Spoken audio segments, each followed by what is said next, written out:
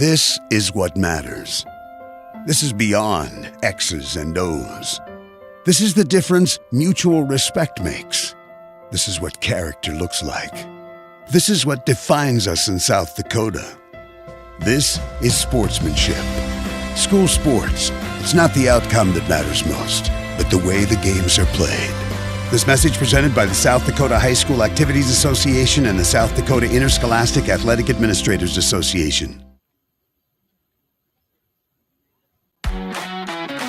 At Elite Feeds and Nutrition, we're all about convenience and quality for the cattle producer. We created the X feeder with a 4-compartment X shape for loose mineral and salt blocks that's easy to stock and reduces waste. The X feeder has 4 easy access handles, and the top latch is open for simple hands-free filling. Our X feeders are manufactured locally. Order yours by calling Elite Feeds in Tyndall, South Dakota at 605-589-3003.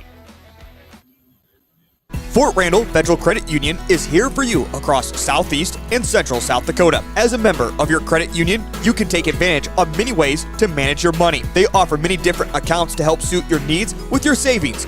Nobody likes wasting money on high interest rates, and neither do they. At Fort Randall FCU, they have all types of loans available to help you manage your finances. With locations in Wagner and Platte, Fort Randall FCU is ready for any needs you may have.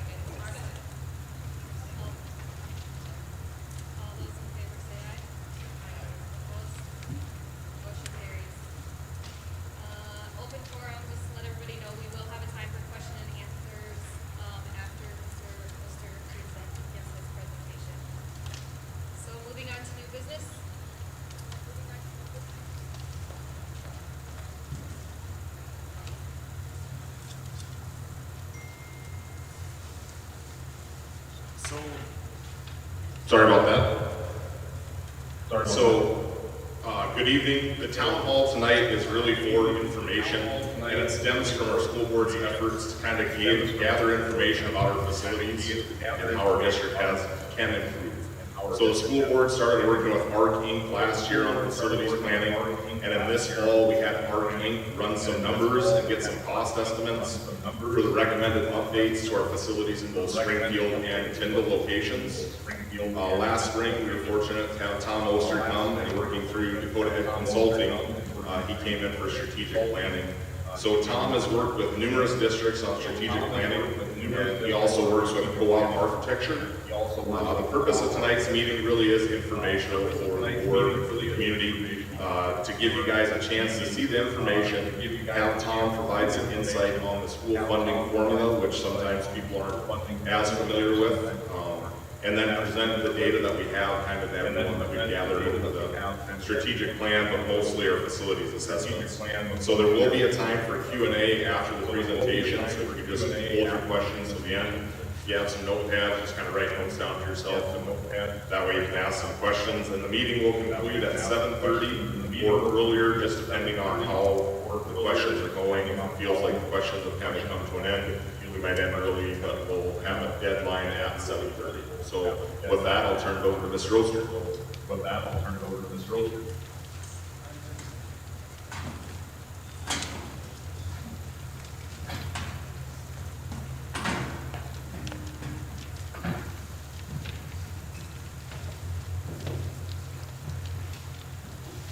Good evening. I don't think I'm going to use the microphone unless you can't hear me, but try to use my old football coach voice and hopefully don't need to hang on to that microphone. Really glad to be here this evening to do this. Dr. Sato mentioned that we have been here earlier and have done some strategic planning. And the strategic planning was more about the academics and school and things like that. And in the presentation on the strategic planning, we got to discussing some things about your school district. And I think that led to asking me to come back and go into a little bit more detail about how does the school funding formula work, the history of South Dakota school districts, the current state of your facilities, both here and in Springfield, the financial capabilities of the school district, and then what might the next steps be. So the board hasn't made any decisions on anything, we're just gathering information about some of these. So a little bit of my background, I'm a lifelong educator.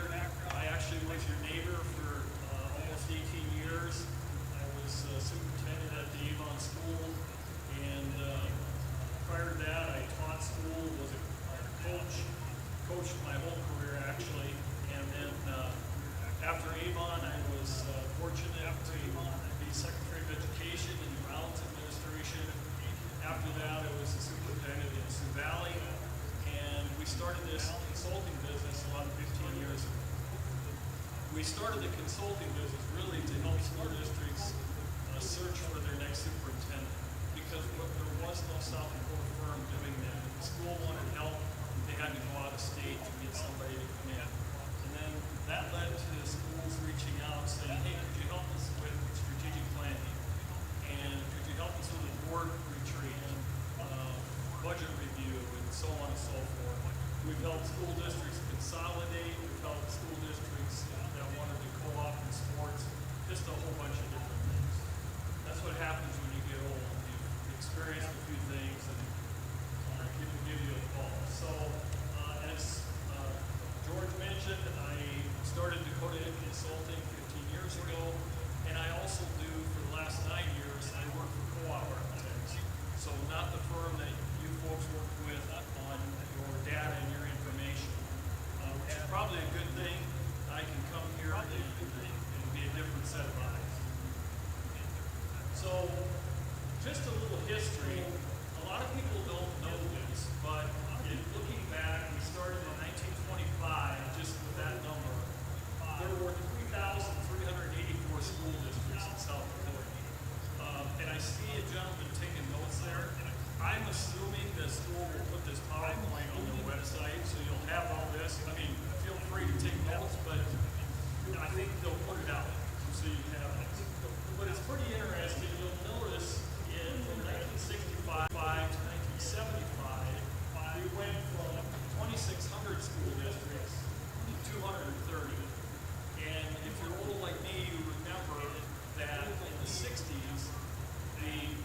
legislature passed a law that said all of the independent country schools had to align with what most people at that time called a town school, somebody that had a high school. So all the country schools could make a decision back then which of the closest high schools they wanted to attach to. And that's how we went from 2,600 to 230. But then from 1975 to 2025, and you guys you can relate to that, maybe not if you're really young, but Tyndall, Tabor, Springfield eventually becomes Tyndall, Tabor, and then it becomes Taunton. So, and that's all in that 75 to 2025. Today we have 147 schools, school districts.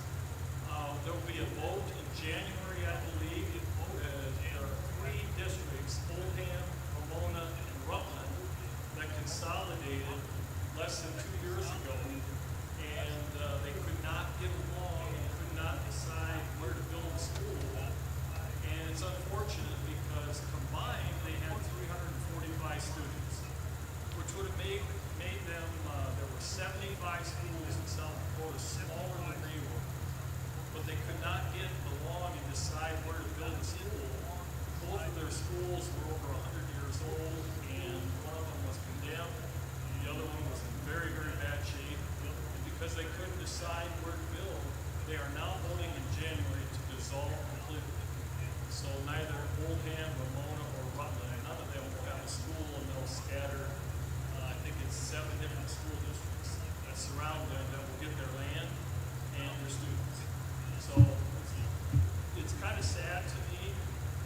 My background is I grew up in South Dakota, a small school, graduated from there, went to school at Northern, taught in a small school, was a principal and superintendent in a small school, 2 years as Secretary of Education, and then I was a superintendent at Sioux Valley, which is not a big school, 750 kids. So my near and dear to me are small schools in our state, and I think we have to make sure they figure out how to survive. What people don't understand is every time we lose a small school or a small community, it hurts the Yankees and the Mitchells, the Peters, and it's just got a trickle-down effect of negativity. So to the extent that we can, now obviously there are decisions and choices that have to be made. That's how we got down to 147 school districts. But to the extent that we can help them survive, we need to do that. Just a couple pictures of your existing facilities. So, what are the state of the facilities? As Dr. Seiler mentioned, you had Arking, which is an architecture firm in South Dakota, and they came in and they assessed your facilities. What I want to stress to you, they left out a lot of things, and I don't know why, I'm not passing judgment, but there were a lot of things that they didn't address financially, like how much will it cost to fix this? So the data is not complete, is where I'm going with that. And so the first facility they looked at is everything here in Tyndall, and the architecture data that they identified would have been $8,864,000 to bring up the things up to snuff that they addressed in their report. But there are several things that they weren't able to address, either they didn't have enough time or they didn't have enough information or whatever the case might be. And those they're hard to read, I'm sure, from back there.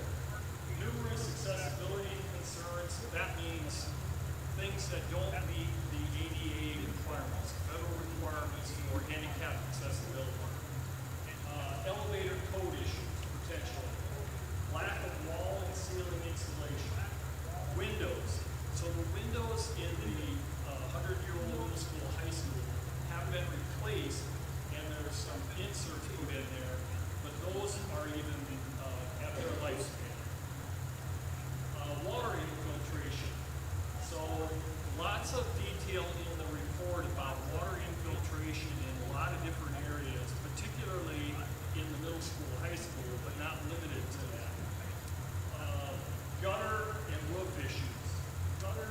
exposed electrical conduit and panels, kiln ventilation, and lack of room separation from where the kiln is at.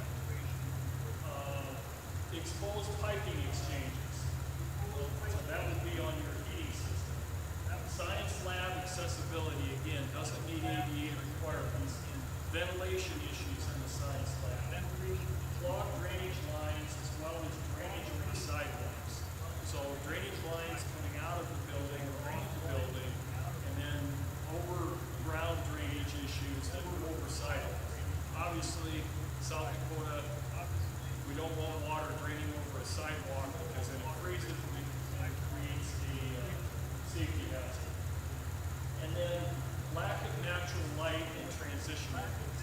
Now this is their verbiage, Arcane's verbiage, and I simply took it from their document and put it on here. And if I remember right, that document is on your website, so that if you want to look at that Arcane document is already available for people to look at. What I tell boards all the time, though, is once these issues are identified, the district needs to do something, whether it's rehab or rebuild. They need to address these issues because once you've got this identified by a professional, they need to be addressed so that you don't have a liability issue. Now, the elementary in Springfield, Bonham Elementary in Springfield, they identified $5,769,000 worth of things that needed to be addressed in that facility, but they did not put numbers on the following. And let me just back up. I want to make sure I'm clear. That $8 million, those were all separate issues. All of the items that I mentioned, those were what they did not put a number on. So just so we're clear. Okay, Springfield, they identified $5,700,000 worth of issues. What they did not get time or enough information to address are the structural cracks and settling of the gym. ADA code requirements again, handicap accessibility or lack thereof. Masonry wall weights, there's no wall weights in the walls and the masonry walls in part of the building. What that means is when you have a masonry structure, brick, if there aren't wall weights for the moisture to get out, that moisture stays locked between the brick and whatever the structure is behind that, and then that can cause freezing and wall push out or mold, all kinds of different things. The seating in the gym is not up to ADA code, so it's not handicap accessible. And then the serving kitchen also does not meet code requirements. Again, this information all came from Arcane. So, district facilities. So, if you were to combine those two, it would be $14 million. And that number, again, I want to stress, that number does not include all of the items that were listed that they didn't get time to address. So, the question for the board then would be, and the community, does it make sense to put 20 to 25 million into an extremely old building or buildings? The majority of those dollars are either in the middle school, high school, or in the 100-year-old building in Springfield, which I believe that gym, if I'm not mistaken, was an WPA project built in the 30s. Is that right? So again, pushing 100 years old. And so that would be the question. And why do I say 20 to 25 million? Because we already know there's 14.6 million, but all of the items that weren't addressed is definitely going to be somewhere between $5 and $10 million. And how would the district pay for these repairs if they decided we're just going to do the repair part? How would the district pay for it? We're going to get to that. But before we do, let's talk a little bit about the school funding formula.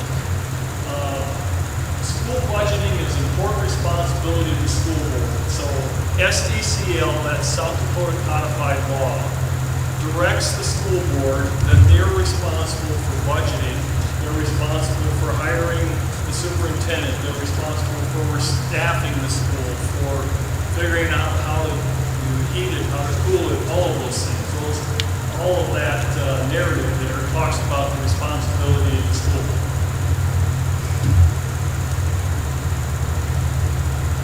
So the formula, I could spend 2 hours going through the funding formula. Sometimes I think our legislature, in their infinite wisdom, decides, well, the more complicated we make the formula, the less people will understand it, and then they're less apt to complain about it. I really think sometimes that's where they're going. But really, to simplify, our funding formula in South Dakota changed in 1996. And back prior to 1996, if a school board wanted more money to run their school, they simply had to raise local taxes. It was that simple. If you wanted more money, you raised taxes. Now, of course, that didn't go over well in the community, and sometimes that could cost a school board member their job, but that's the way it worked. And we have rich districts and we have poor districts. The bigger your assessed valuation, in other words, the more land and the more homes you had in your school district, the easier it was to get more money for your school. So think Dakota Valley. If you've been down to Dakota Valley, you got all these multi-million-dollar homes, you have a bunch of businesses, and they have a lot of money relative to the number of kids that they have. Or the opposite of that is T. T, if you remember, split off from the Lennox School District many years ago and created their own school district. They are now larger than Lennox. T is growing very, very fast. However, they have a lot of students, but their assessed valuation is very small. They would be considered in our state, under the old formula, a poor school district. Dakota Valley would be a rich school district. And then we have a bunch of districts in the northeast part of our state, like Clark. Clark is a massive school district, land mass-wise, but they don't have a lot of kids. They're smaller than Bond. But their assessed valuation is over 2 times what you have.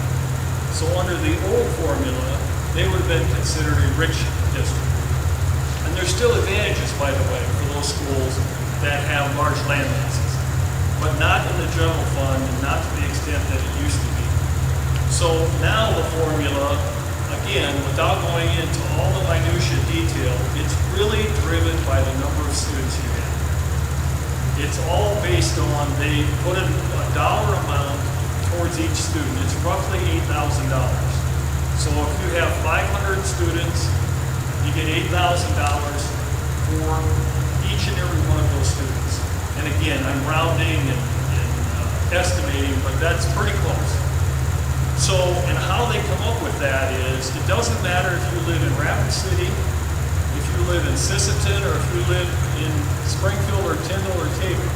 The taxes for general fund purposes for a school are the same everywhere.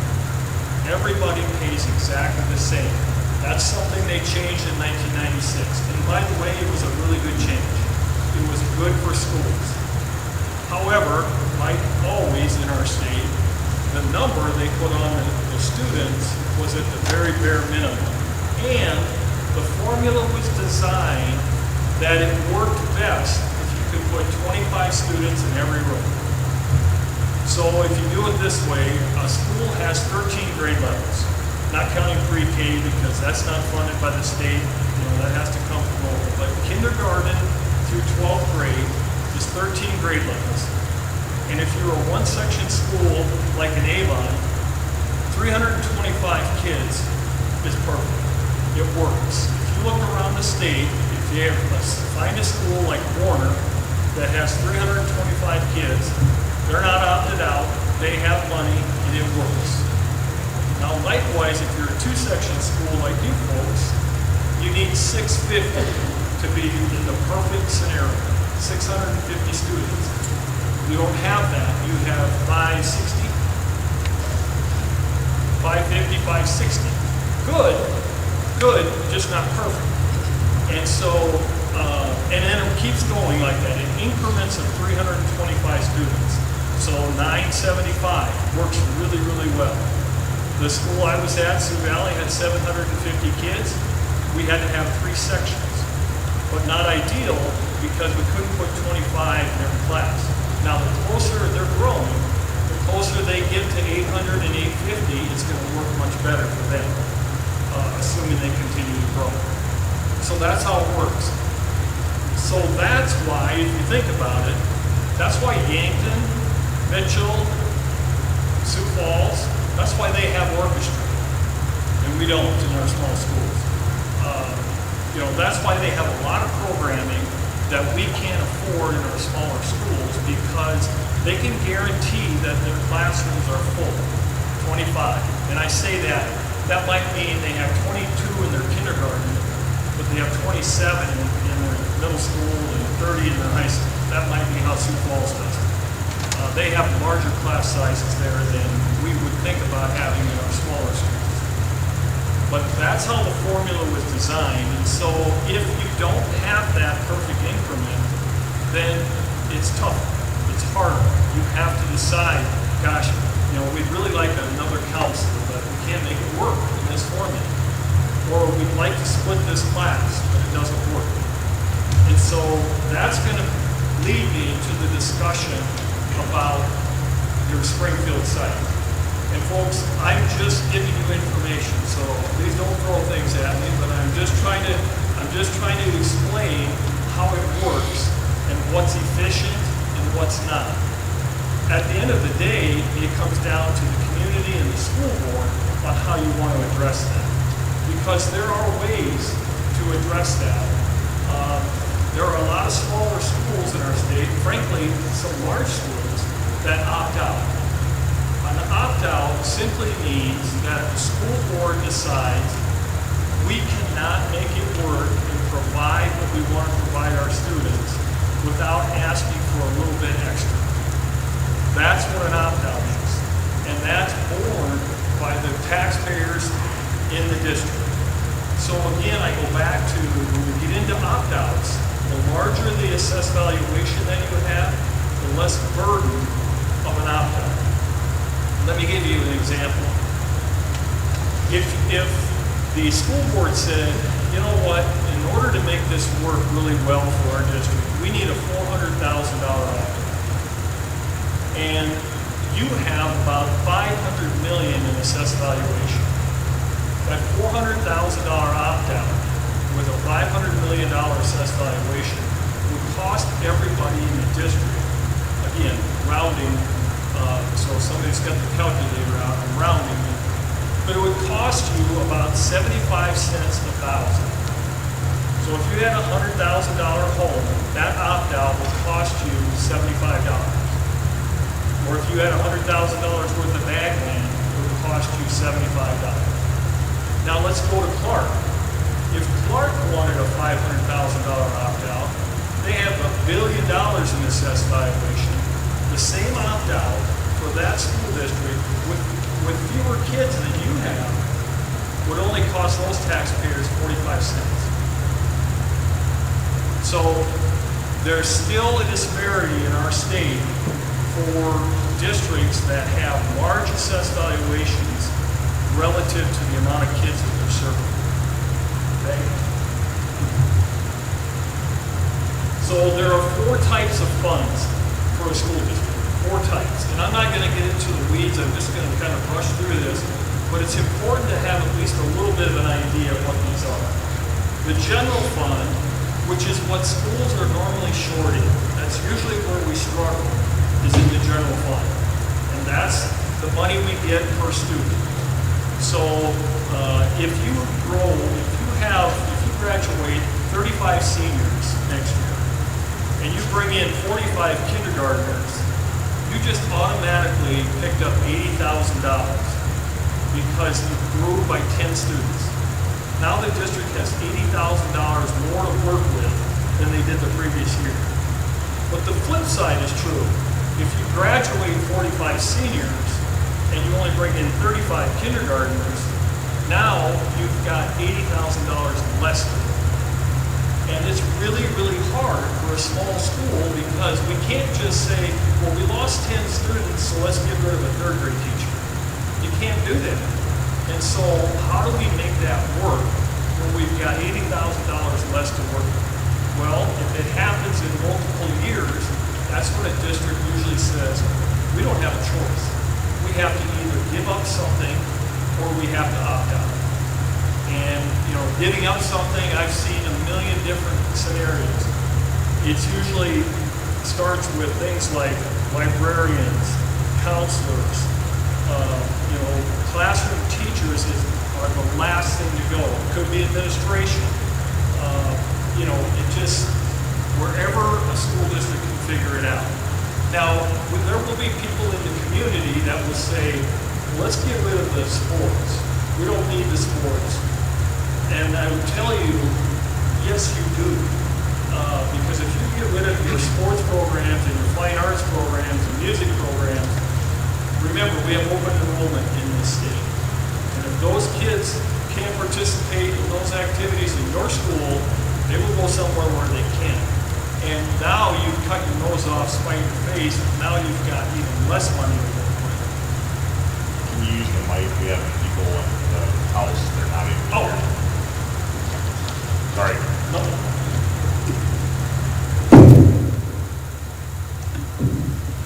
Yes. I hate it because I talk loud anyway, and then I don't anyway. So that's the general fund. It pays for salaries, it pays for your utility costs, electricity, your utility propane, natural gas, whatever it is that you're using. It pays for maintenance and repairs.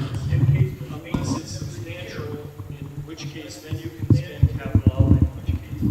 And then the capital outlay is for things like equipment, computers. Capital outlay can also do building projects. You can borrow money in capital outlay, which I'm going to get to in a minute. And then special education, of course, is anything that staff salaries and anything that you need to run your special education program. And then lastly is food service. We find this a lot in our small schools. So school boards hate having to raise school lunch prices. Hate it because they know it's a big burden for parents, particularly if you've got 4 or 5 kids. Lunch prices can really add up. School districts usually are begging their community and their parents to fill out the free and reduced lunch forms for a number of reasons. One is, obviously, it helps the parents if they qualify. It helps them to either get the free lunches or the reduced lunches. But the other reason is your title, the federal title money that comes to the district is based on the percentage of free reduced lunches that children have. So sometimes if you've only got 35% of your kids that are qualifying, we know as school administrators, by the way, I told my parents all the time when I sent out a letter begging them to fill out those forms, that I have no idea who was getting free reduced lunch. There was one person in the building that knew it. And both Avon and Sioux Valley, it was the secretary. They checked the forms when they came in, looked at the graph that the federal government sends out, and the graph says, yes, you qualify, no, you don't qualify. I didn't want to know, it was none of my business, but I just wanted everybody that did qualify to fill out the form. Now, I get it. I grew up in a household where I'm quite certain that I grew up qualified, but I also know my parents and they never filled out the form because they were too proud to do that. And we still have that to this day. That's what makes South Dakota a blessing, by the way. But also, I think if we could explain to people, it actually helps every one of our students in our school if you fill those out. And then the reimbursement that the school district receives for that free and or reduced lunch, that reimbursement rate is higher than what you're charging your students to eat here for those people that are paying for their lunches. Now, the Department of Education, their cans, child and adult nutrition, they don't like that. They don't like that you charge less for your kiddos and pay for their meals. They pay for charging less than what the federal reimbursement rate is. Unless they're saying that the federal reimbursement rate is subsidizing what you're charging the kids that are supposed to pay. I tell you this because if you don't charge enough for your meals, you end up supplementing your food service with general funds. And that with general funds is what we're always short of. And so if we're subsidizing that, you're actually breaking the rules. You're actually breaking the rules. State law says the food service program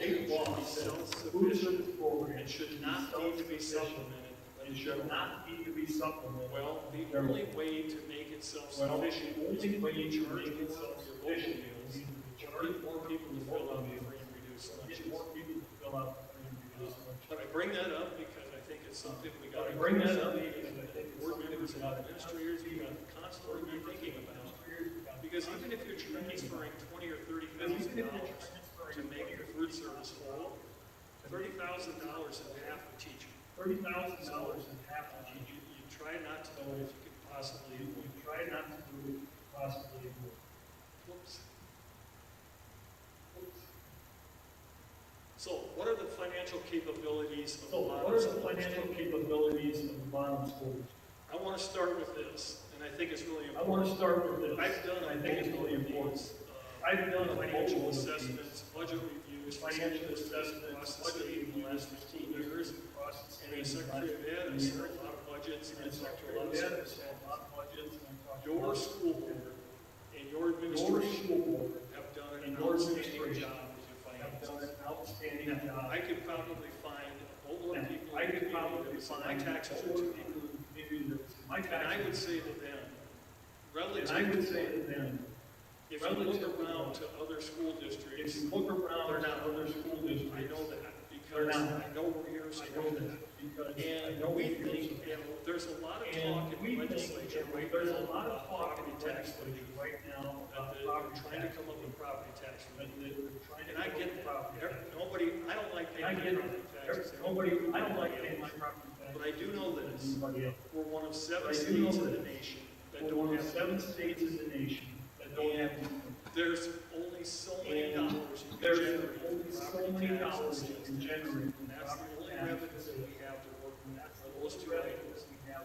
And if you look at it, South Dakota ranks 1 or 2 always in the country, least taxes. Now, that doesn't mean we still don't think they're high. And the other 6 states that don't have, Wyoming has coal and has gas. And we don't have that. We don't have generation. We don't have that revenue. And several of the states that don't have state tax, we're just not fortunate to have that. So, yes, taxes are always too high. We don't like the taxes, but your district has done an outstanding job. You do not have an opt-out currently. The word has not come to you in the administration and asking for extra. You do not have an opt-out of capital outlay. You have districts across the state that are starting to opt out of capital outlay as well as in general. You are not paying a bond. There are a ton of school districts around the state. There are a ton of schools, and those bonds are typically for new school buildings. Not always, but usually. And then you will be debt-free. You do have a tiny little bit of debt, capital outlay certificate, that will be paid off in the next 12 months. So again, your school board and your administration have done an outstanding job. Yes. Cut the mic, you're saying it's Yes. All right. All down. All right. I'll try to talk even louder so they can hear me. So capital outlay finance. So capital outlay is an existing budget item. And the state how much you can have. Okay, and that law changed about 6 or 7 years ago, where it limited us in capital outlay based on the number of students. So the Clarks of the world that I talked to you about that are really rich in land but don't have as many kids, this hurt them. And it didn't hurt every school, some of them it helped. So you can get $3,800, give or take $3,869 for every child, and you charge that into your capital outlay budget. Okay? And you are getting the max in that regard in your school district. So there's limitations on how much you can borrow. No school district can borrow more money than 10% of your total assessed valuation. So again, your assessed valuation, actually I think Gary helped me, did the last assessed valuation, was it pretty close to 600 million? I know it's over 5. I can't remember the last time I sent you, but it went up. Yes, it went up. So let's just say it's 600 million. If it were $600 million, your district cannot be indebted more than 60 million, 10% of the total assessed valuation. Well, it's virtually zero today. So you could, in theory, borrow $60 million and not be breaking the law. Now, you couldn't afford to pay for it, but you technically could borrow, okay? That's in total. That's general obligation bond, which is an additional tax, or capital outlay certificates they're called, and the certificates are paid for from within the existing budget. They do not raise taxes. Capital outlay certificates do not raise taxes, and they are paid for within the existing budget. You could, in theory, now this could vary, it could be 11, it could be 9, but it's pretty close to $10 million. So if the board said, when they get all done gathering information, if they said, we are not going to raise taxes, we're going to just do the least amount of renovation that we possibly can, and the maximum amount of money then that they would have to work with is about $10 million. So they couldn't check all the boxes on those renovations. They would have to prioritize them. Okay, here are the top 10 things we're going to do, because we can't do all 40 of them. They could spend $10 million. Okay? Anything above and beyond that would cause the school board to have to ask to pass a bond. And then the bond vote, everybody gets to vote on that. The bond vote takes a 60% approval. 60%, a supermajority, has to say yes to a bond. And if they get to that point, if the board says, look, one of two scenarios. We're not going to continue to put money into these 100-year-old buildings. We're going to build new. They would have to have public meetings to explain why, what's it going to look like, what are we going to do. They would have public meetings to go through that. And a very important part of that public meeting would be somebody standing up here and saying, if you own ag land, the average value of ag land in Bottom County is $2,000 an acre.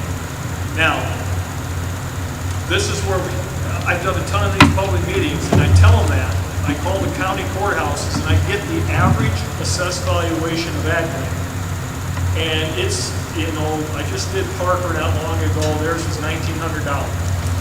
I usually have 4 or 5 local farmers get eyes like this big going, BS, Tom, my land's worth $10,000 an acre. And I say, yes, it is. But it's assessed for tax purposes at $2,000 an acre. So somebody would need to stand up here and explain that to the public, that the cost of this bond, if you vote yes, is going to cost this much per quarter of land, or break it down further, it's going to cost this much per acre. I like to do it that way because that's relative to everybody. We're just finishing up with harvest. And we know what a bushel of corn and a bushel of soybeans are worth right now, not near what they should be. But we've got good crops. And is that making up for the bad prices? No, but it beats having a drought at the same time the commodities aren't worth anything. So that is really important part of the process. And I think when you have, if the board gets to that point, there are three things that have to happen in those public meetings. You have to explain to the public what we have currently, what we need, and how we're going to pay for it. And I don't think the public will vote yes on anything if you don't answer those three questions. Explain what you currently have, and I would suggest if you are going to build new, or frankly, even if you're going to remodel, if you're going to remodel and check the boxes on there, you still need to pass them on to get that done. You can't come close. You can't raise enough money to even take care of the things that the architects identified, because they were almost 15 million. And then there was a whole laundry list of things they didn't identify. And so one of two things has to happen. You either need to remodel and address those issues, particularly the ones that will cause a liability for the school district. And you have to prioritize them. But you can't get there on 10 million. Or you have to decide, we're just not going to put any more money into that age of a building, because when we get all done remodeling it, it's still 100 years old. And it's impossible to insulate the walls at this point.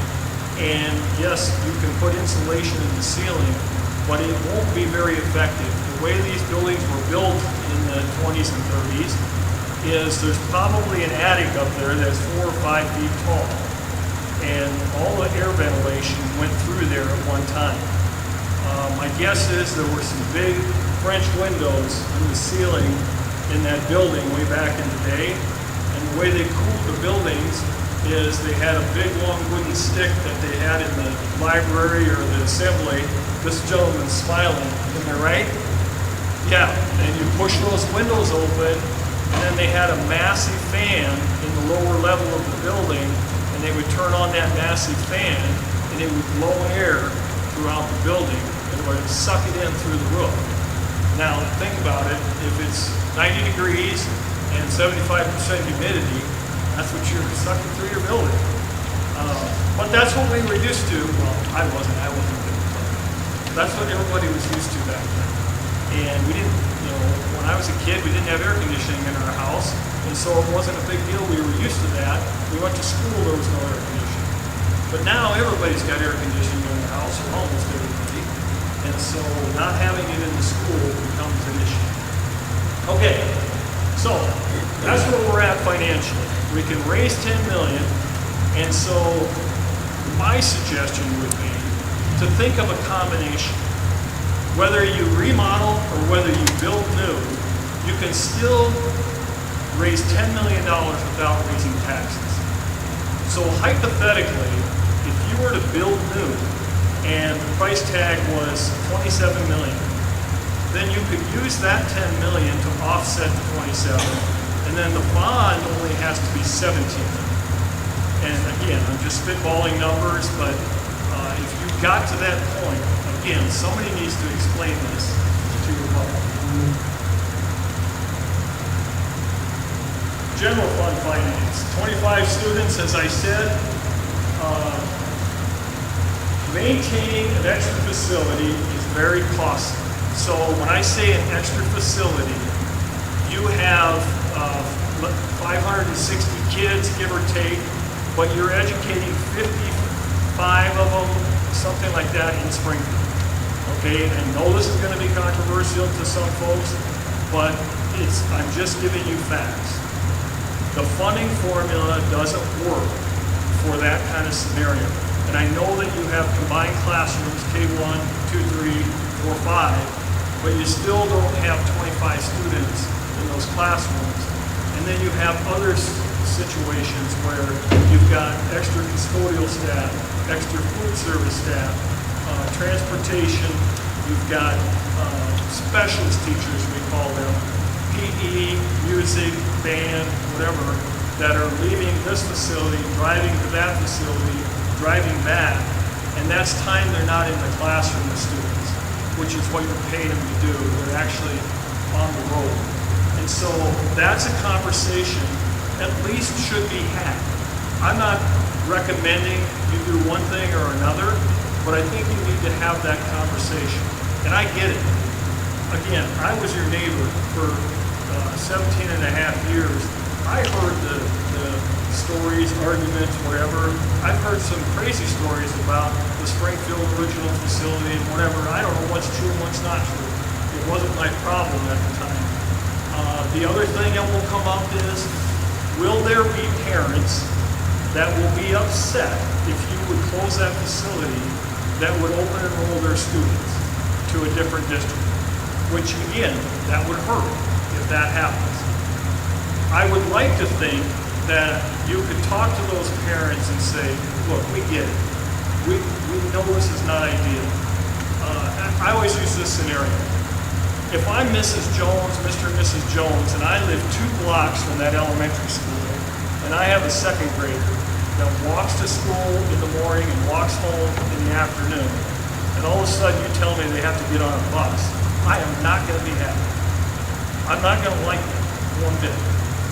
But I think at some point, and I don't know when it is, but at some point you have to have the conversation about, yes, but at the expense of the other 500.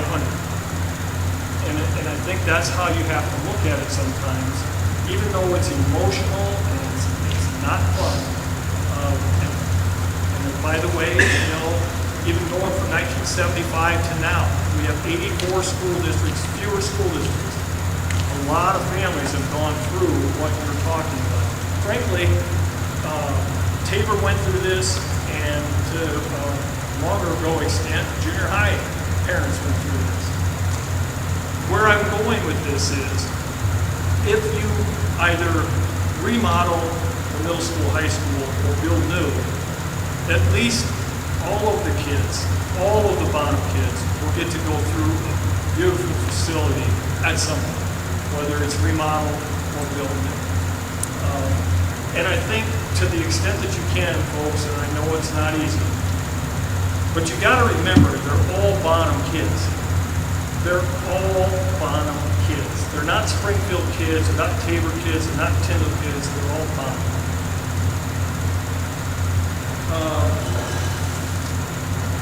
I think I beat that. So the estimated cost, and it's impossible to get this down to the NATS tax, but it's approximately $250,000 a year to run that facility. So if you looked at that and divided that by 500 kids that are roughly here, that's $500 per student every year. And so it is a substantial number. By the way, I'm just going to talk about the elephant in the room.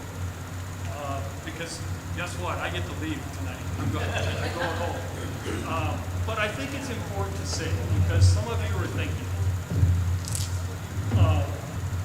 I don't know what the board's going to do. Frankly, I bet they don't know what they're going to do. They don't have, because they don't have all the facts. They have not done a full-fledged master plan, facilities master plan. They haven't done one. And I don't think they have near enough information yet, and I think they would tell you that. But they have to start somewhere. And particularly, as I said, all of those items that have been brought to their attention, they have to be addressed. Now, they don't have to be addressed tomorrow, but they have to be addressed. And whether that's rehab, remodel, or new, they have to be taken care of. So what I'm going to say is, if in fact they get to the point where they want to pass a bond, and if in fact they get to the point where they say, on this date certain, we are closing the Springfield facility. Guess what's going to happen to a lot of that Springfield vote? There will be several people that will not be happy about that and will likewise vote no on the bond. And that's too bad, folks. I mean, it really is. You have have to trust your board to do what's right for the aggregate of all of your kiddos and the long-term health of the district. You know, how long can you do this and maintain it? So I just throw it out there because I know they've thought about it. If I thought about it, I know they've thought about it. And it's a damned if you do, damned if you don't situation where, you know, they can't afford to keep that open and build a new school. Or they can't afford to completely rehab this facility and completely rehab that facility. It's just not in the cards. So I just thought I might as well say it because I know a lot of people are thinking it. And I would hope that wouldn't be the case because, again, whether it's rehabbed or built new, a beautiful middle school, high school, all of the kids, all of the bottom kids will get to take advantage of it. Whether they're currently going to school in Springfield or they're currently going to school in Tiffin, they will all get that advantage. And open enrollment is a serious thing. And I use the Field of Dreams analogy all the time. Build it and they will come. If you don't have decent facilities, it's going to cost you students. It might not be a bunch, but a few here, a few there, it makes a difference. I can remember having parents drive into my community. I'm just curious, show of hands, how many people have ever been to Volga, South Dakota? More than I thought. More than I thought. I had never been there until I interviewed for that job. Never been there. I had no idea that that town was that big. It just shocked me. I had no clue because I've driven by a million times on Highway 14, but I've never driven into the community. I just think, I remember having parents stop and they were trying to decide, were they going to build and move to Brookings or were they going to build and move to Volga? And I knew when I started having those parents come in on a pretty regular basis that we better spruce up our school. And so we did. We built a performing arts center. We took an old, 100-year-old, two-story building, gutted it, and put a 500-seat theater in it, and had to add a stage onto it, and redid the track in the football field, and got rid of the weeds and the grass out front, put underground sprinklers in. And I know some of you might be thinking, well, that's a waste of money. No, I'm telling you, when it looked like $1 million, which it did, those parents that stopped, it was no more a question. They came to Sioux Valley instead of going to Brookings because housing was cheaper, taxes were cheaper, and the school was dynamite. So it matters. Suggested next steps. The school board should discuss how long they can financially sustain operating two separate facilities. That conversation has to happen. I don't know what the answer will be, but they at least have to have that conversation. If the district closes Springfield Elementary, how will they accommodate the additional 50+ students at the Tiffin site? Because as of today, right now, I don't think it would work.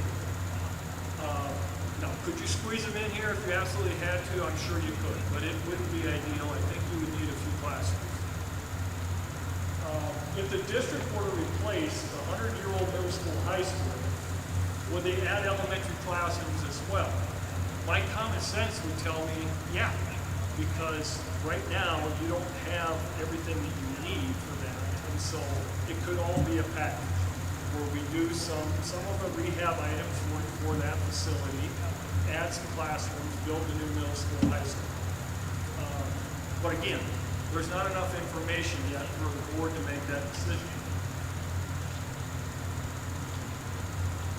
Again, this is just my suggestion, but if I were the board, I would RFP, in other words, put out a request for proposals. And I know you've already worked with an architect firm, and if you want to stay with them and have them proceed with the process, that's fine. But I do know this, when you put out an RFP request for proposals, architects are just like contractors, are just like everything else. When they know they have to compete, they sharpen their pencil. And an RFP doesn't have to be all a bunch of googly-eyed. It could be 1 to 2 pages. And in those 1 to 2 pages, I would list the things as a district that I want to come from that master plan. What I would want is detailed pricing for both remodeling and building new. And I want details. I don't want a laundry list of items that we didn't get a number put on. And then I also want the architects to tell me which of these things should be done first to maintain the structural stability of the school, to take care of our liability issues. I want to know, prioritize what should be done in what order and what is flexible. You know, you could do this 4th or you could be 14. You know, I want to know what's flexible and what's got to be done today. For instance, I can tell you this, and anybody that's owned a home, you know these things. The water seepage, that's got to be fixed. Like yesterday, if we're not going to build new and we're going to maintain that building, the roof has to be maintained, the windows have to be maintained, the water seepage, the gutters, those things will ruin a building over time. And so that's what we need, that detailed financial information. And then also, I would want my architect firm, hopefully they work with somebody that would know, how are we going to pay for this? What are our options? And then again, breaking it down like I told you before. Buy a quarter of land, or buy a $100,000 house, a $200,000 house, and even down to an acre of land. The reason I like saying an acre of land is if somebody tells me it's $1 an acre, well, I know that's a third a bushel of corn. Okay, that resonates with me. I can figure that out. And I get it. There might be, you might have some farmers in your community that own 12,000 acres of land. Their total tax bill is going to be massive. Increased tax bill will be massive. But if they look at it from an acre, it doesn't seem so overwhelming and it doesn't seem so unreasonable. If I'm getting 230 bushel of corn at harvest and they need 1/3 of 1 bushel for this new school, that makes sense to me. Then public meetings, once you get that master planning done, by the way, the master planning is much more detailed than them just coming and putting prices on items. It's holding public meetings, it's also having a committee of people put together that will consist of board members and going through renderings. It would be a survey monkey sent out to the patrons of the school district with a priority list on it.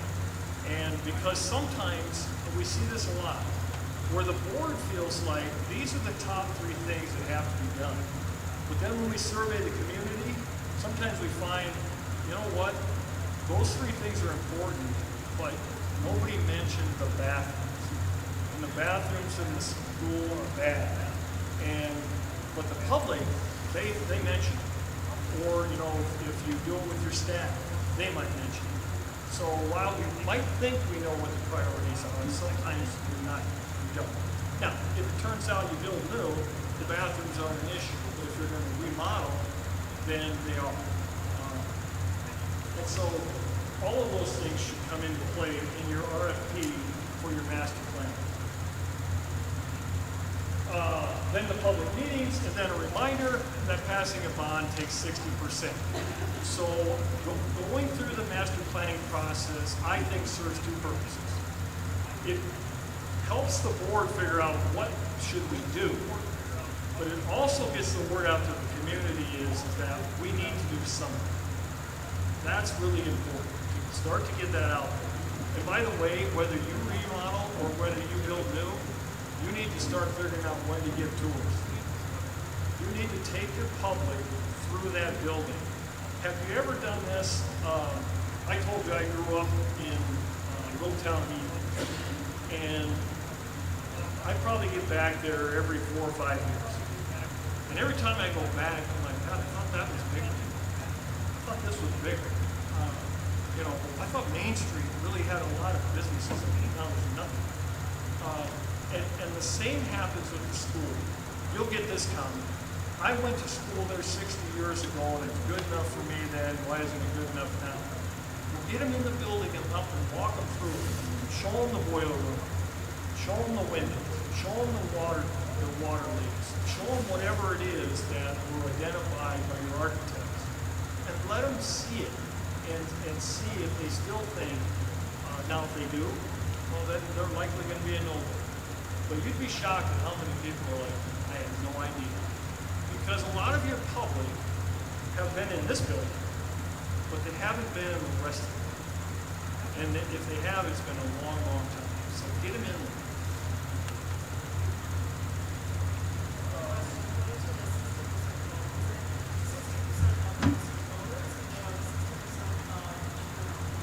%60 of the vote that day. Yes, not 60% of the registry. You'd never get there. Because we have a hard enough time getting 60% of the people to vote. Although if you tell them they're going to raise their taxes, you get a better turnout. But yeah, it's 60% of the actual vote. Good question. Which leads us to, and by the way, when we open this up for questions, you might have a question for Dr. Seiler, Mr. Corton, or the board, or me. So anybody can answer this. Or at least we'll try. That's it?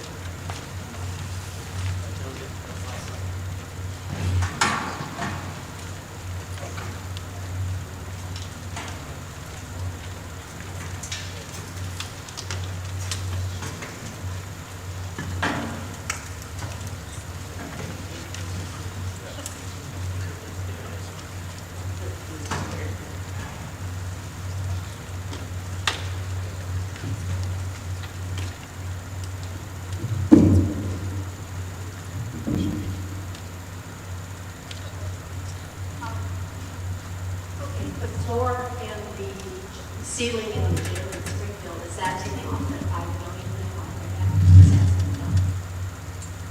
That wasn't on the list that I'm aware of. So, yeah, that would be all.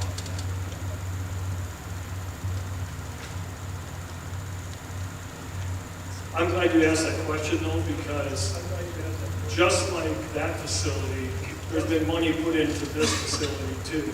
And that's always a heartburn. Like, gosh, we put some money in, and the question is, where does that end?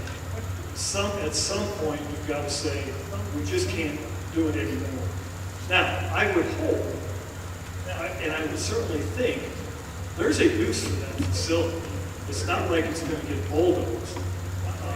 And people all the time are like, yeah, but who wants that? Who wants that facility? If you guys don't want it, who wants it?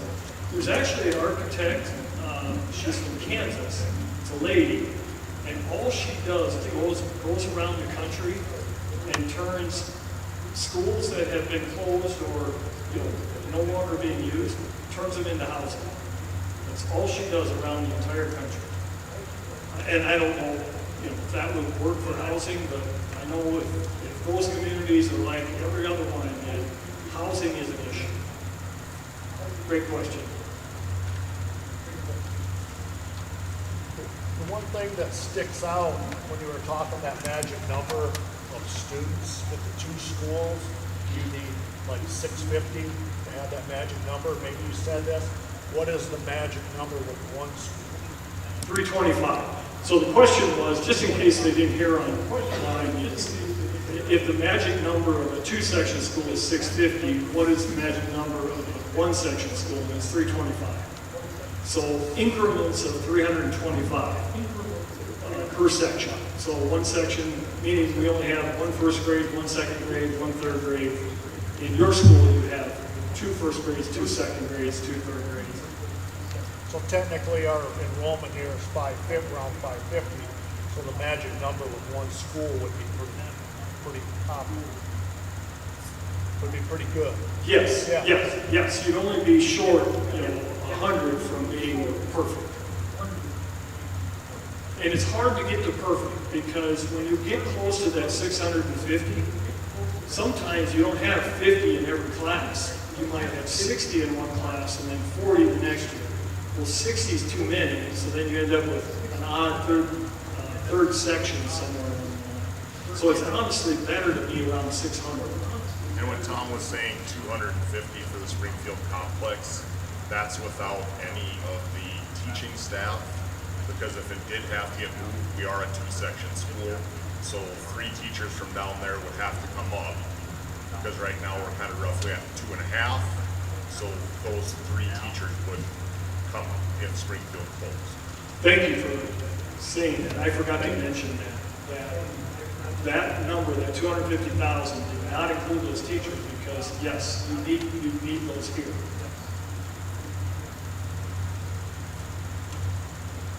So whether we fix the school or whether we decide to build new, there would have to be an opt-out to get the funds to do it. Not an opt-out, a bond. A bond. Yes, and they are similar, but they're different. An opt-out would be asking for more general fund money. A bond is to pay off the debt on building or remodeling. But let me rephrase it. If you were going to do everything that the architects identified, yes, you would need a bond, whether you rehabbed it or whether you built new. Have we looked at how much a new school would cost? We know how much it is fixed. I don't think they've gotten that far. So I guess, we were talking about that number, like a single facility being at 325. You got 2 neighboring school districts that are both below. I would say you have 3. Scotland, Trip Belmont, and Avon. So, just looking at our efficiency here, 40 years ago, Timothy or Springfield had 1,100 students. And roughly had the same total amount of administration that 1,000 students. Now you have half of that. If you would just take Avon and Scotland, you're at 1,075. You combine 2 other school districts and we're at where Bob Hope was at 4 years ago. With less facilities, this part over here wasn't even there. So I mean, when we're looking at efficiencies, you got 10 miles away and 18 miles away. I don't necessarily know that we need 3 superintendents to educate 1,000 kids within a very close proximity of each other. So I guess in my mind, when you're having this facility discussion, before you really get to the point of getting a design or building something, I really think we need to reach out to our neighboring school districts, because if they are below that 325, they're in worse shape than we are. So, and they have aging facilities also. So, and not saying we have to figure out what that exactly would look like, but I think before you would build something to not have such hard feelings with everybody down the road, you should bring everybody together first, and then have the discussion, consolidate the school districts, and then have the discussion on what the facility would look like, where it should be at, and then you're at a point where you could maybe offer more things in high school because you are more efficient, you have the higher numbers, the student to teacher ratio goes up. Great comments, and I want to address them because they're outstanding comments. And I was hoping somebody would say this because I wanted to share this. 25 years ago, the year 2000, I got together with the superintendent from Trip Delmont, from Scotland, and from Bob, and proposed a high school, a junior high, senior high school, at the blinking lights. And I damn near got run out of town and hung. And I suspect you would get the same response today. it's too bad, but at the time, that high school would have been, you know, we'd have been competing with West Central and Tri-Valley and whatever, but people just couldn't, they couldn't let go, I guess, is, you know, and the conversation, frankly, is no different than the conversation your board is going to have about Springfield. That is not going to be pleasant. It just isn't. The same would happen with Avon, Scotland, and Tripp Delmar. Even though the superintendents in those districts might agree with what you just said, the communities just, they're like, oh, we're going to lose our town, we're going to lose, you know, whatever. And I don't think, I think those schools are all big enough yet where they could support it elementary. But I don't think you could get them on board with what you're suggesting. That doesn't mean they shouldn't ask. I'm with you on that. I want to also address your question about administrators having a superintendent in each of these schools. The difference from 40 years ago to today is when Bonham had a superintendent and Avon had a superintendent, that's what they were. They were the superintendent. Now, I can speak from experience, the superintendent in Avon is the elementary principal, teaches 2 classes, you know, is responsible for the title program. I don't know if he's the SPED director, I don't think so, but the laundry list of things that have gotten added onto that plate is immense, and it didn't used to be that way. If you were the superintendent, you were the superintendent. And so, yes, it appears that if you were the superintendent of a district of 1,000, why can't you be the superintendent of all 4 schools? And you could, if that's all you have to do. But it wouldn't save you any money because now those districts have to hire an elementary principal, they got to hire a SPED director, a title coordinator, you know, so on and so forth. Not to mention, he happens to teach 2 classes. And, you know, and he teaches science, and they would never be able to find somebody to come in and teach 2 science classes. So in theory, it makes sense.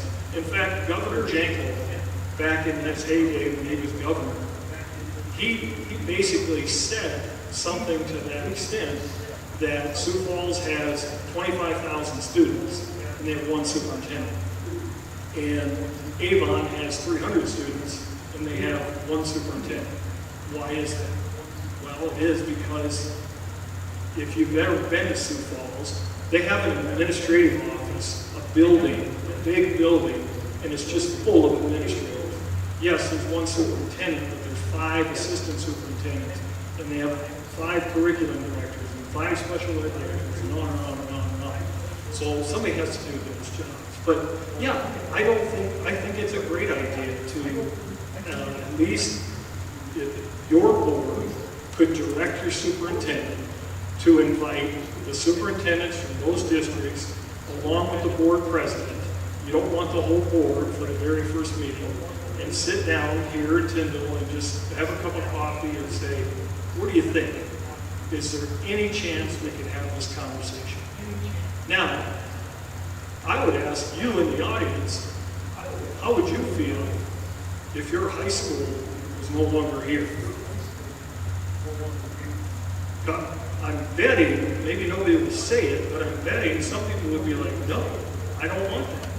I don't want our kids to have to get on a bus and go out to 5 mile park. I don't know that, but I'm guessing.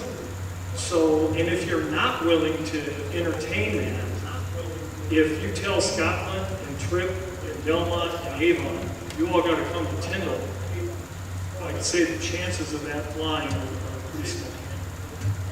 Now, there may come a day where, particularly Avon, because of their location, they may end up here.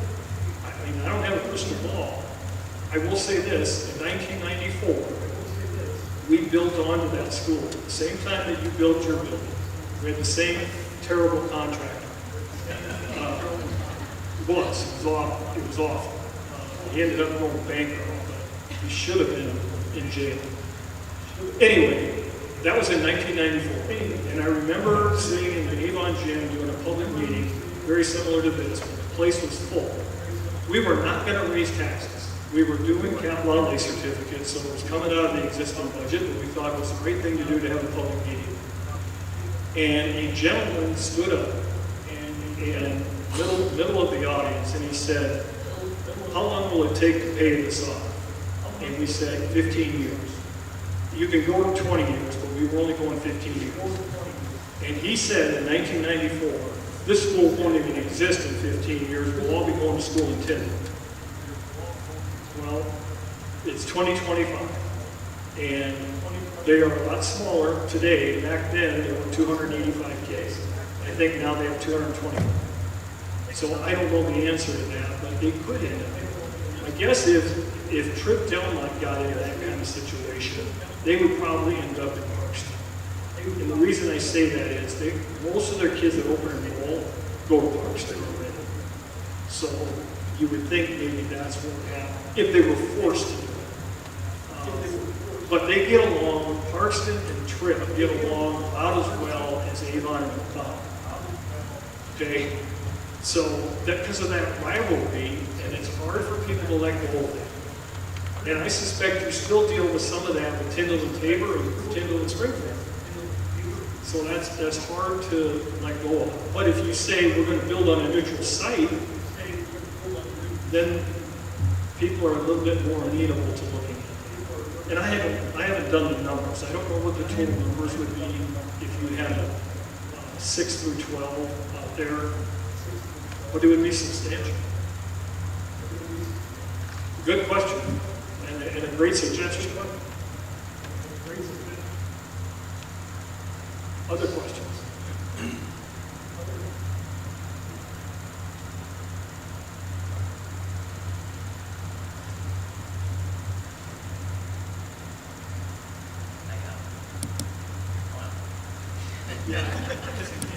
Okay, so they've redone this formula, they've stayed on how much you get per kid roughly or whatever, and it's been done a couple times. Is there any talk that you've heard of that that formula would be revamped or changed in some way in the future? Well, one thing I can guarantee, they will always mess with it. Always. And they always have, and they always will. Right now, as you all know, there is a lot of push around our state. The gubernatorial candidates are out campaigning on we have to have property tax reform. And, but of course, how we reform it affects everybody differently. So there's one proposal out there, for instance, that says we are no longer going to use property taxes for schools, for the general fund. And so right away, your tax bill, let's say your house, your tax bill would drop 40% because the general fund taxes for your house will go back. And the way they're going to replace that is a 2-cent sales tax. So an additional 2 cents on the sales tax. Well, guess who doesn't like that? Who would not like a 2% higher sales tax? I mean, everybody, I guess, would be the easy answer because it's 2% more sales tax. But it's skewed heavily towards the lower income because if you think about it, if you're Dana Dykehouse in Sioux Falls and you're a multi-millionaire, the tax on a loaf of bread is the same for Dana as it is for somebody making minimum wage. And so that faction of people would say, that's not fair to us. And no matter how they replace it, or whatever they cut, people are going to be upset about that. And that's why it's so hard. The legislature is like, there's 19 proposals. That tells me that there's 19 different ideas on who to gouge more and who to gouge less. Because again, the pie is only so big in our state. When you talk to economists, they'll tell you that 43 states have a 3-legged revenue stool. They have property tax, they have sales tax, and they have income tax. And there are 7 states, us being one, that has a 2-legged stool. Property tax and sales tax. We do not have an income tax. And by the way, I don't want to pay income tax. like everybody else. So we gotta figure out, how to be more efficient with our tax dollars, number one. But also, if we think that there's a burden there, there's been a big shift, and this is what legislators are worried about. I think it's 7 years ago, maybe 8, they changed how the property taxes are paid by ag land. Because ag land, the Constitution said originally that all property shall be taxed based on its full and true value. All that means is, if your house is worth $100,000, then you should pay tax based on $100,000. If your quarter of farm ground is worth $3 million, you should pay tax based on $3 million. Well, we all know what happened with ag land. It went from hovering around $800 to $1,000 an acre, and pretty soon that doubled, and then that doubled, and then that rose again. And the value of ag land went up so fast that county auditors couldn't keep up with that, number one. And some areas of the county, they were keeping up, at least better than they were in others. And so we had this huge disparity where somebody was paying taxes based on close to full and true value. Somebody else was paying taxes based on a fraction of full and true value. So the legislature changed how we tax ag land. It's now taxed based on the productivity amount, meaning what is the averages over an 8-year period. And over that 8-year period, they take the high year and throw it out, and they take the low year and they throw it out, and they take the 6 remaining years. And the average is what value is that farm ground producing.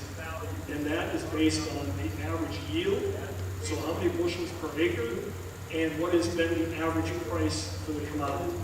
So how many acres of corn are you getting, and what's corn yield? And they average that over 6 years. But when they did it, they put numbers in there that the value dropped dramatically relative to the full and true value and relative to what was happening with residential properties. And so the state has seen a shift. They've got all this data.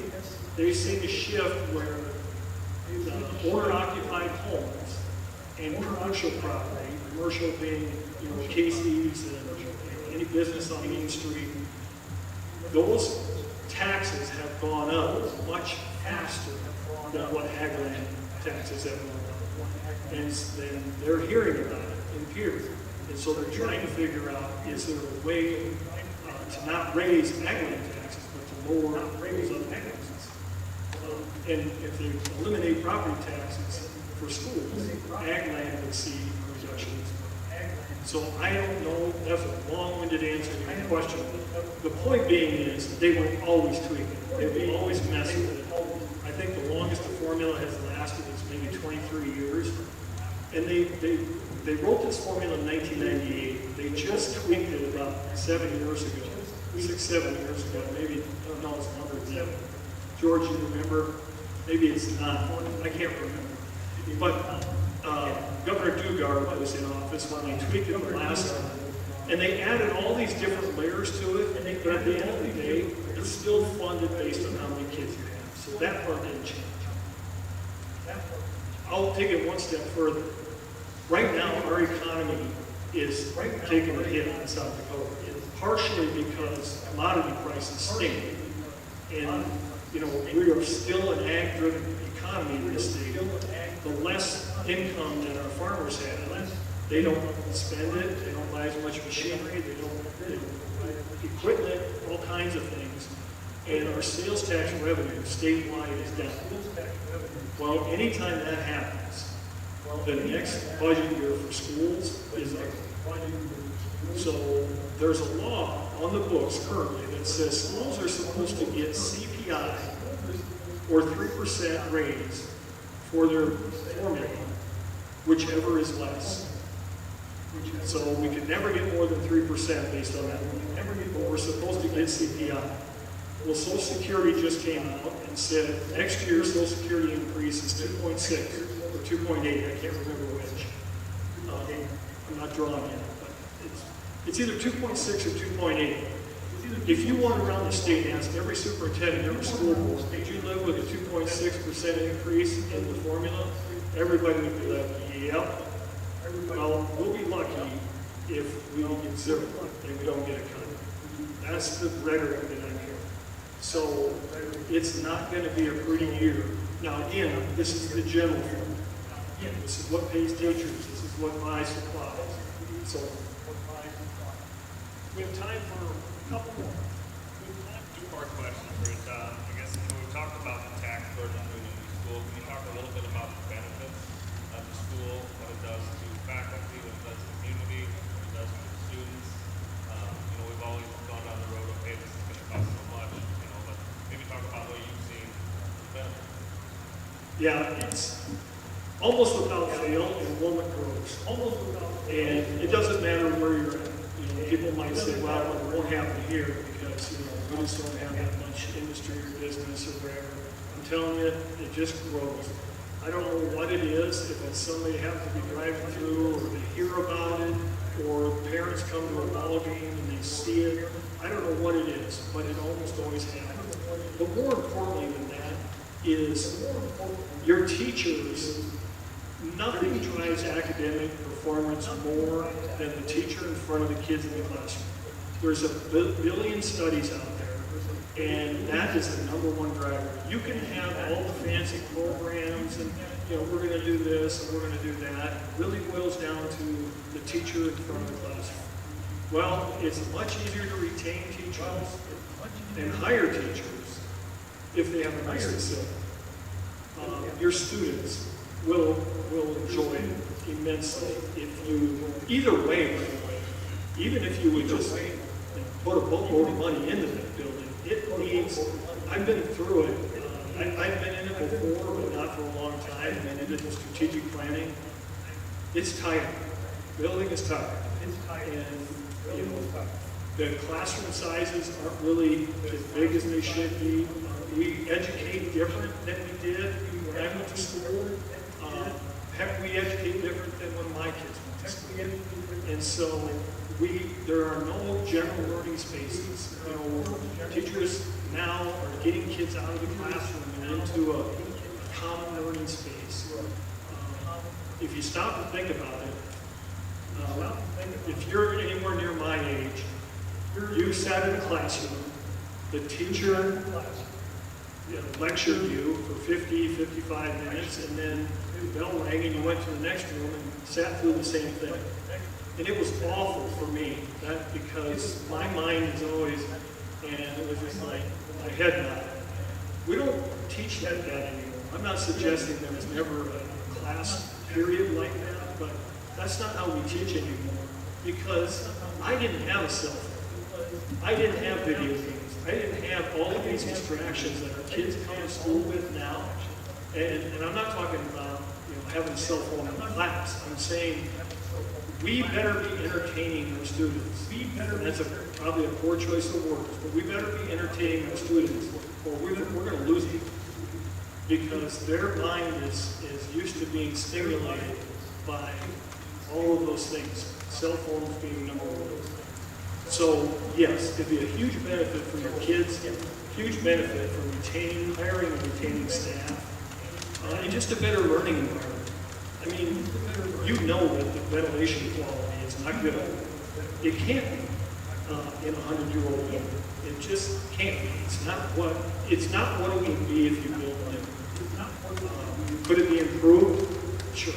Could it be improved? The second part of that question, we look at the assessment here, and a lot of that was basically just to get the book, and it looks like to me it's like a $16 million Band-Aid that really doesn't solve the problem. We're just kind of kicking it down the road.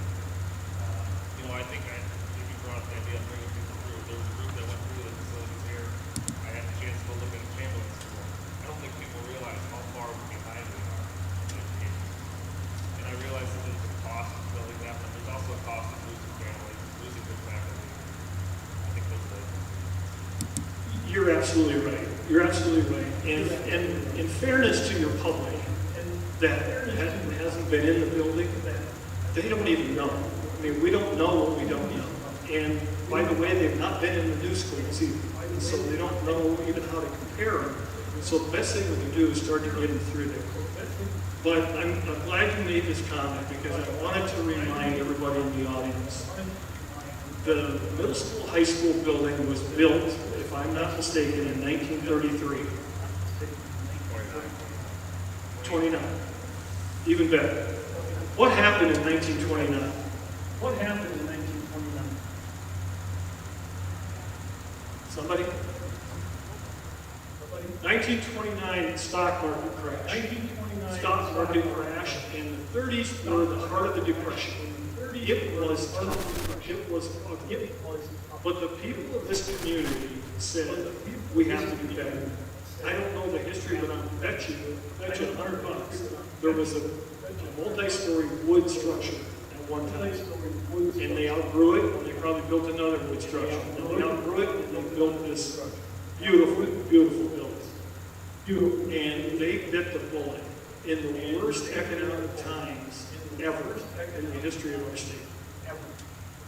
And so I think in your public meeting, you've got to remind people that somebody stepped up 100 years ago and did the right thing.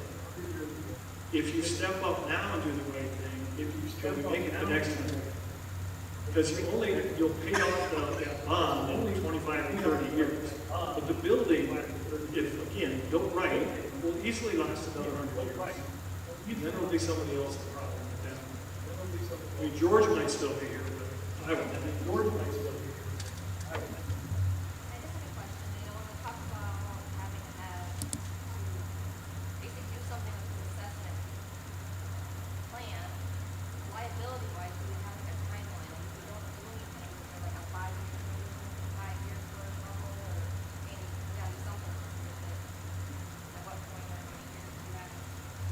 I'm not an attorney and I don't play one on TV, but here's what I can tell you. I'll tell you what Tom Elberts, our old attorney, God rest his soul, used to tell me all the time.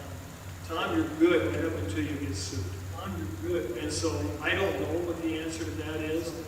My guess is, the other thing he used to tell me is, when they roll the child in a wheelchair, how do you think the jury's going to vote? In other words, you're screwed if you don't get this fixed up. And so, but I think any reasonable person would say, if we were diligently working on this, we're going to get some grace. In other words, if they go out to RFP, get an architect involved, or stay with Archie, whatever they want to do, get somebody involved to get the rest of the information. Reasonable people would look at that and go, well, yeah, we couldn't have expected them to start remodeling tomorrow or start building new tomorrow because they didn't know what the cost of new relative to the cost of remodeling. But if we're here 2.5, 3 years from now, we're still having the same conversation, now I think the jury looks at it a little different. In a little different way.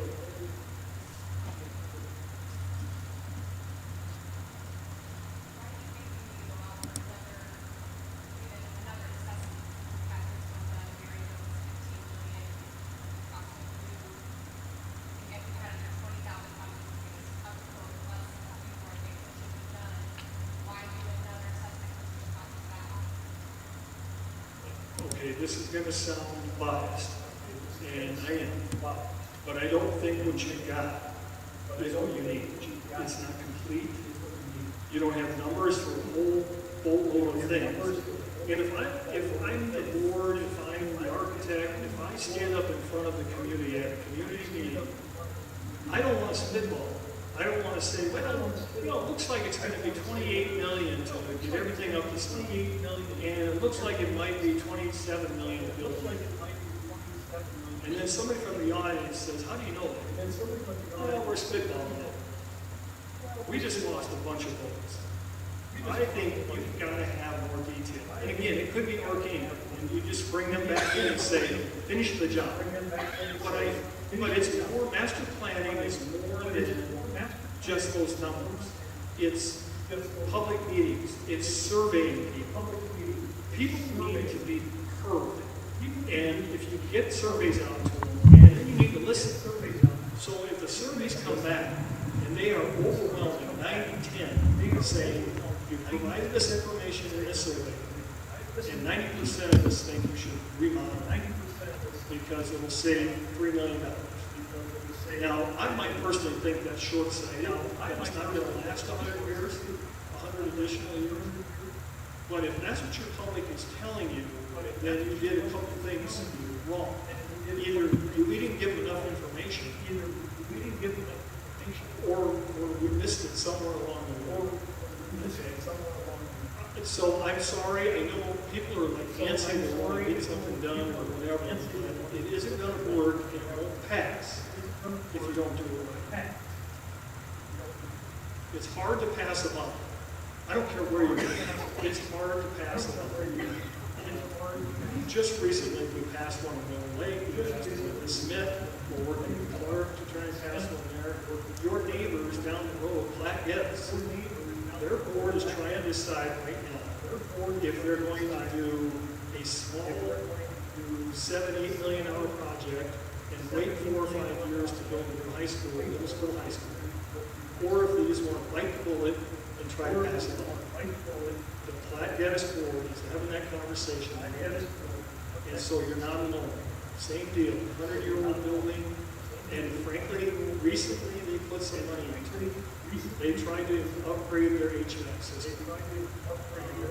But their hope is that somebody in that community will take that facility over, and that way that HVAC system is not wasted. Probably not the answer you wanted to hear, but I really think it doesn't matter, or it could be argued, but I think they need a clear bullet list of things that you need from them.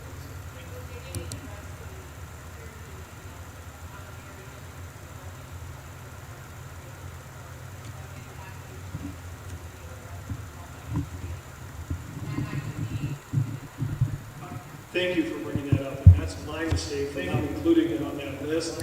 Yes, that's job one, is to fix that security issue. You want to talk about liability. Everybody, there is nobody that doesn't know what proper security should look like nowadays. Now again, that doesn't mean we're putting bulletproof glass on the windows and bars on the windows. I mean, we can't educate our children in prison. But there should at least be double-door entry into all of our facilities where they have to check in, because there's, again, a bunch of information and data out there that shows how long it takes an active shooter to do their horrific things that they do. And if you can slow them down with double entry and security and having them be checked in, that provides law enforcement a longer response time. And I know we're still South Dakota, we still think this stuff will never happen here. God help us if it ever does. God help us. Yes, sir. I really don't think it's that bad. I have a problem. Especially if it is stuff, it is not things. You can put your money down for that, and go to that high school and let everything happen. But 2 stalls in the line here in the hallway, 5 to 6 people stand in and take like 3 or 4 people. That's where we can have that.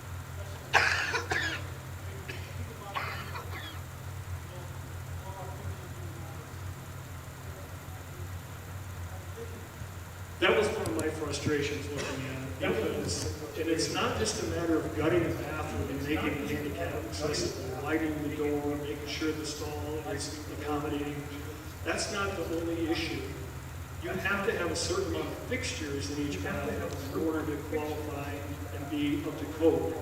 And if the footprint of the bathroom is not big enough, you can't even get enough fixtures in there. So now you're looking at cutting into a classroom, repurposing a classroom, which you're already short of to begin with. So yes, I think the whole thing is incomplete. And I don't want to cast aspersions because I don't know what they're costing.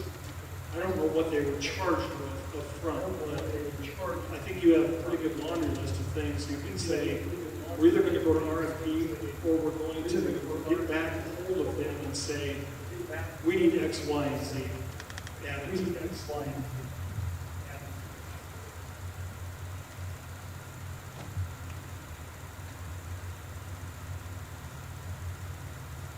I don't want to speak for the board, but I can just about guarantee you there will be more meetings like this, correct? I mean, once they gather more information, my guess is they'll do it again.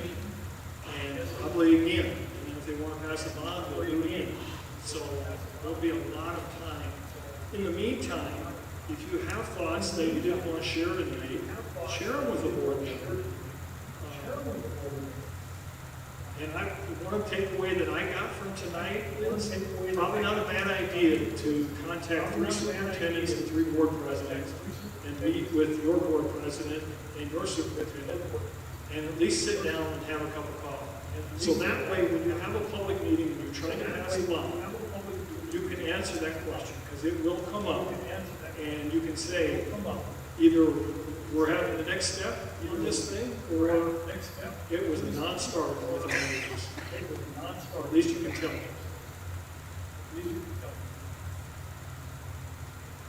I think our time is up. If anybody has one last question, we'll try and answer it. But thank you very, very much for participating. I don't know how many people were able to listen online. I know these conversations are not easy. I appreciate the opportunity to be here. I'm going to turn it over to the president.